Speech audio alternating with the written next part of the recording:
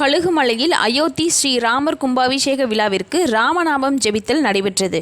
தூத்துக்குடி மாவட்டம் கழுகுமலையில் ஜனவரி 22ஆம் தேதியன்று பாரத தேசத்தின் நீண்ட நாள் கனவுகளாக இந்த தேசத்தில் பிறந்த ஸ்ரீ ராமபிரான் அவருக்கு அவர் பிறந்த அயோத்தியில் ராமர் ஆலயம் அமைக்கப்பட வேண்டும் என்பது 600 ஆண்டுகால இந்துக்களின் போராட்டமாக இருந்தது.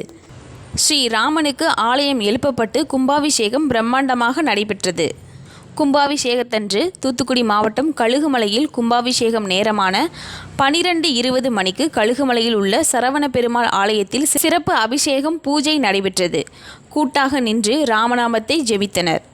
இந்த நிகழ்ச்சியில் இந்து முன்னணி கோட்ட செயலாளர் ஆறுமுகசாமி, நகர பொறுப்பாளர் அழகு சுப்பிரமணியம், நகர துணைத் தலைவர் சின்னத்தம்பி, கோமதி, ராஜமாணிக்கம், பாரதிய ஜனதா கட்சியின் தூத்துக்குடி மாவட்ட துணைத் தலைவர் ராஜேந்திரன், கயத்தார் ஒன்றிய தலைவர் ஜெகதீஷ், துணைத் தலைவர் முத்துராமலிங்கம் மற்றும் ஏராளமான பொதுமக்கள் பூஜையில் கலந்து கொண்டு சிறப்பித்தனர். கழுகுமலை ராமர் கோவில் வரலாறு பற்றி அடுத்த செய்தி தொகுப்பில் விரிவாக காணலாம். தினமுல்லை செய்திகளுக்காக தலைமை செய்தியாளர் கணபதி பால்மாரி.